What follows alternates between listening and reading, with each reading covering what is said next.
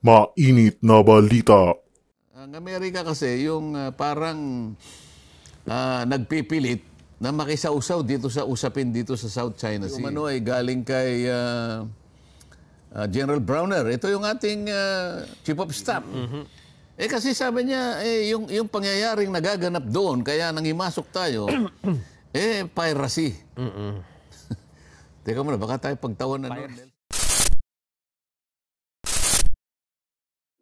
Talagang mainit nga ngayon ang issue patungkol sa patuloy na sigalot na nagaganap sa pagitan ng Pilipinas at bansang China tungkol pa din sa di matapos-tapos na issue ng West Philippine Sea. Kamakailan nga ay nagkaroon na naman ng banggaan sa pagitan ng puwersa ng bansang China at ang mga kasapi ng Philippine Navy.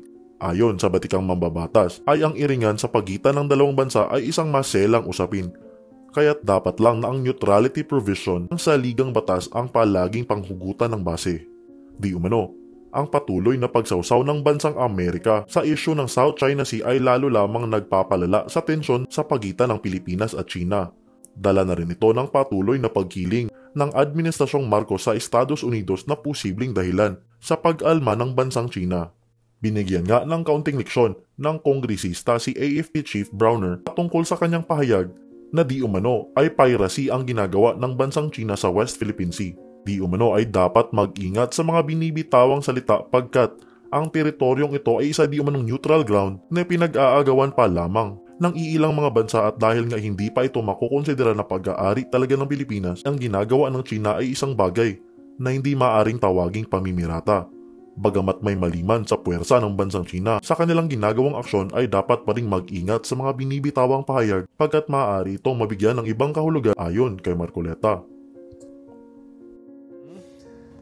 Ito ba kung ay parang lumalala yung sigalot diyan? Pero alam mo, ang nakikita ninyo yung nakikita ninyo ay pilit na ipinakikita ay yung consequence lang nung mga factors na namamayani ngayon.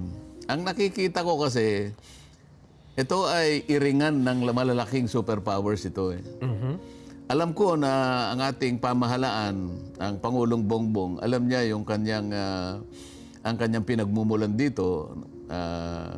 Maraming beses sinabi niya na ang ating pagmumulan dito ay yung neutrality provision ng ating saligang batas.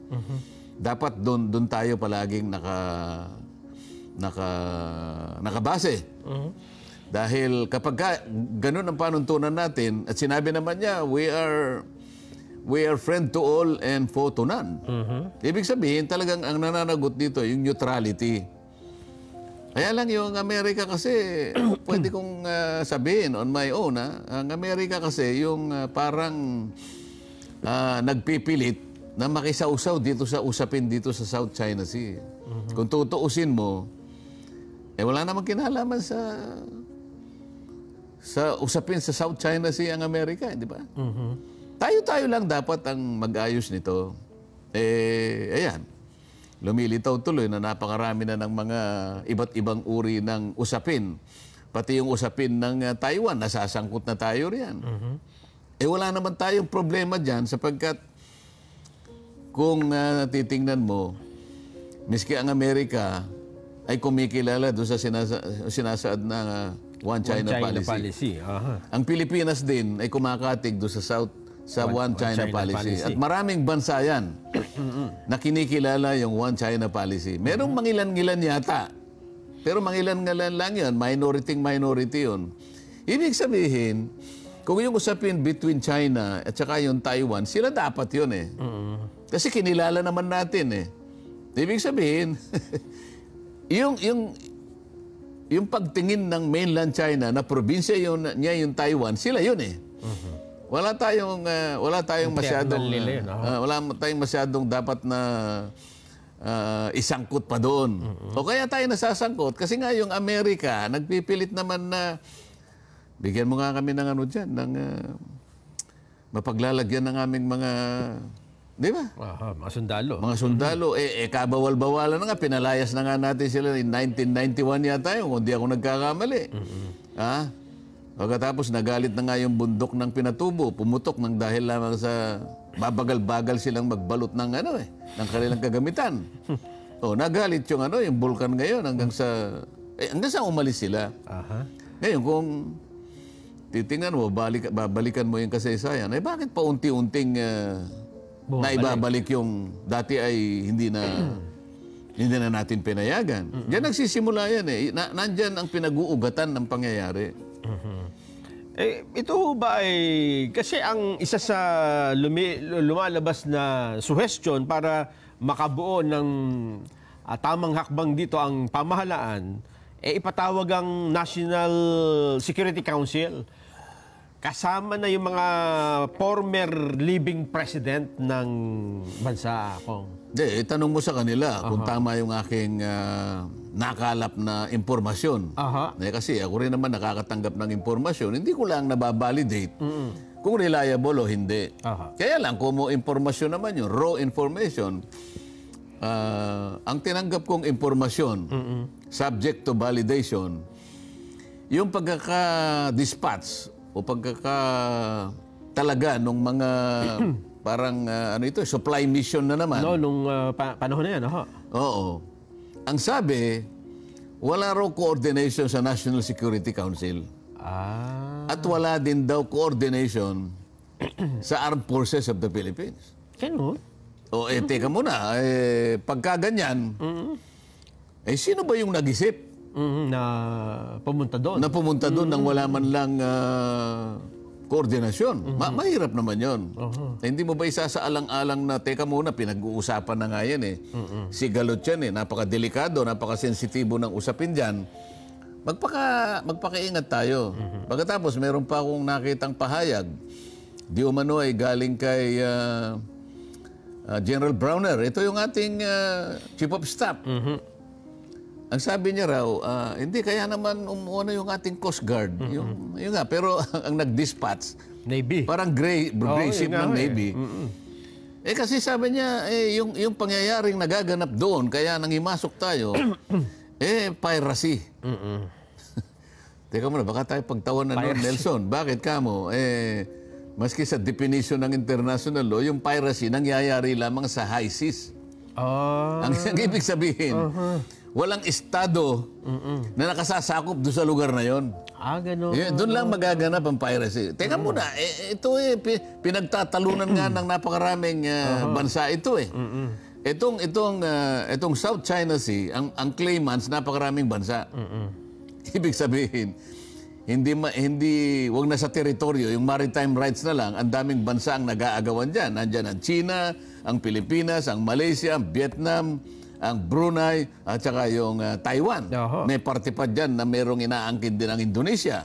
Kung ang pag-uusapan yung sangkot na kanyang karagatan. Pati Borneo. So hindi mo Brunei. pwedeng magkakaroon ng piracy doon. So kailangan tanungin mo si General. Sinabi mo ba talaga na piracy? Baka tayo pagtawanan dito. Ano? Ganun pala. O baka mamaya tinanong ka ba, Sir, piracy ang sinasabi mo, ito po ang definition ng piracy. Kaya ko lang sinasabi. Na dapat magpakaingat tayo sa lahat ng, hindi lamang yung sinasabi natin, lalong-lalo na kung tayo gagawa ng hakbang. Yan ang, ikaw, hindi ka pa nagkukomento. Gusto mo, ako na lang ang nagkukomento Hindi, hinihingi lang namin Ako nga itong tayo po ay binanggan ng mga, yung barko ng Coast Guard. Mukhang dumating na sa punto na talagang kung baga sa kwentuhang pangkanto ay ano man tawag doon, yung kinuyog ko. Kinuyog na yung barko ng Coast Guard Hindi, bago mo i-describe mo yung barko. Kasi pag sinabi mong barko, maaaring mag-isip yung mga kababayan natin. Pangkaraniwang barko. Ano ba yung kinuyog? Ay yung ano po, para bigyan natin ng tamang konteksto ang ating talakayan ngayong araw na ito. Dun ho sa video na nakita at ngayon pinag-uusapan sa social media, rubber boat ho ng Coast Guard ang kinuyog at pinapalo. Ayan po, yan nung maliit na bangka na yon. Ayun, pinapalo nung Chinese Coast, hindi ko alam kung ano. Hindi, yan nga yung sinasabi ko sa'yo. Yes, opo. Hindi rubber boat yan. Ay, hindi ba rubber boat ang tawag dyan? Parang rubber boat po eh. Ay, may palakol pa kong yung isa oh. Yan pong nasa kanan natin, yung banda doon, na pinapalibutan ng mga naka-orange at nakapula at pinapalo, yan po yung... Hindi rubber boat yan pinapalo. Yan, hindi rubber boat ba yan? Parang rubber boat ko, Pong, sabi nung Coast Guard. Pero meron ding mga kasama silang mga ibang bangka na barko malalaki. Yan, kagaya nung kumukuha ng video, medyo mas mataas pong barko yon. Ayan po, Kong, talagang ginit-git eh. At nung huminto ay yun nga, pinagpapalo na po, Kong eh. Pero ang hindi yata nakasama sa larawan o sa paglalarawan ng insidente na yan, anong ahensya ang nagpadala niyan mula sa atin? Sino nagpadala? Ay lumilitaw Kong na iyan ay Coast Guard at may tauhan din ng Philippine Navy. Dahil magre-resupply mission muli sila dun dyan sa may BRP Sierra Madre. Hindi, pagkakaalam ko dyan, yung mothership, yung nag-launch niyan, Philippine Navy. Yes. Sa Makatwid, pagka sa akin, sa konting kaalaman natin sa international law, kapag kasi ang pinadala mo dyan, lalo na si galutan sa lugar na yan, pangkaraniwan yung mga partidong involved dyan, masyado silang nagpapakaingat dyan eh. Yes. Hindi sila mag-iisip man o kaya gagawa ng anumang paraan na yung gagamitin nilang mga vessels ay maaring ma-identify doon sa mga military establishments ng bansa. Ngayon, kapag nilagay mo dyan Philippine Navy, ibig sabihin, kasama yon sa kalipunan ng armadong sandatahang lakas ng iyong bansa. Yes. Hindi ngayon magiging mabuti sa paningin ng kabila sapagkat, teka muna, may dispute tayo rito eh.